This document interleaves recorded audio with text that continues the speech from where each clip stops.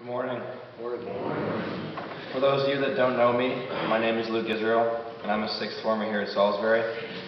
I'm very humbled to have the opportunity to speak up here in front of you all today. Throughout my 4 years of high school, many positives and negatives have been experienced, but today I would like to share with you 3 keys I have learned from my parents, teachers, coaches, and peers about what it takes to be successful in not only high school journeys, but in a life after that.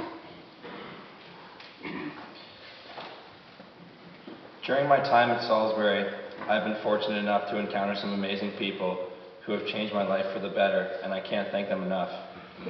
They have taught me life lessons that I try to apply to my everyday life. About a month and a half ago, Jake Hescock stood up here and gave a speech about our school word, tenacity. This brings me to my first key to success. As those of you who were here last year remember, our motto for the year was Carpe Diem, which in Latin means seize the day. This and our school word tenacity go hand in hand. Individuals that are most tenacious not only seize the day, but every moment that comes along with it. If one can do this day in, day out, then they have set the cornerstone for success.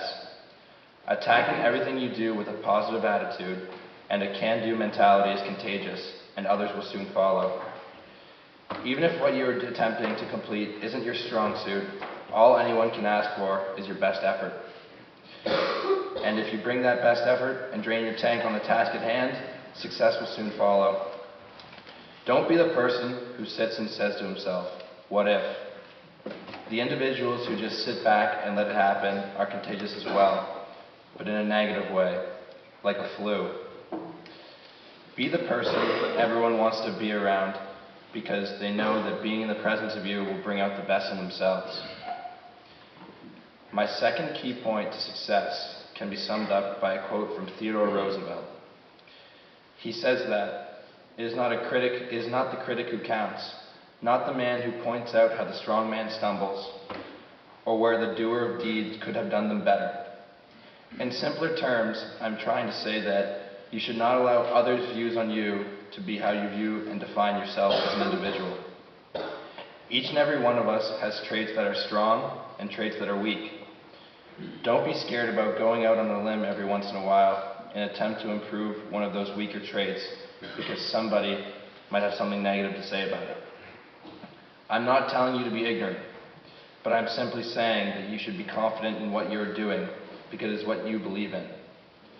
I would be lying to you if I said you will never fall on your face and embarrass yourself.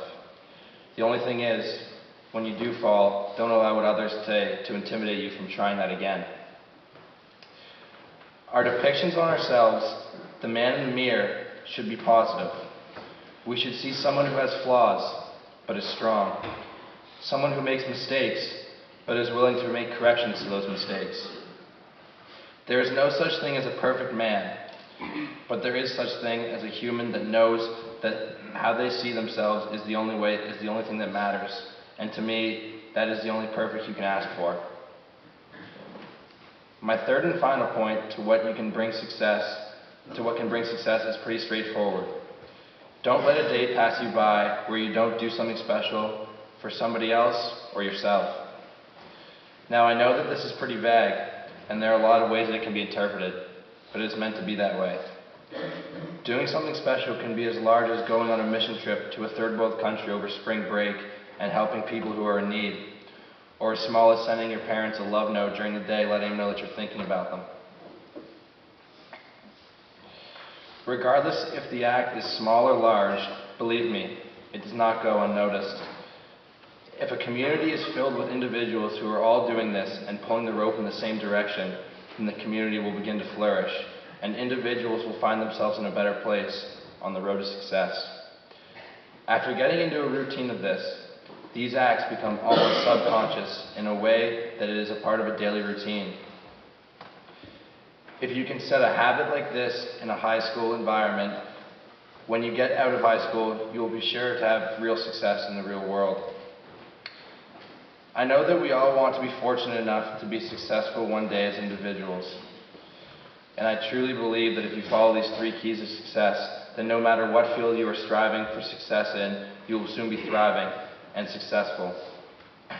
Success, like Rome, can't be built in a day, but it is the little things, the small details that can turn ordinary into extraordinary.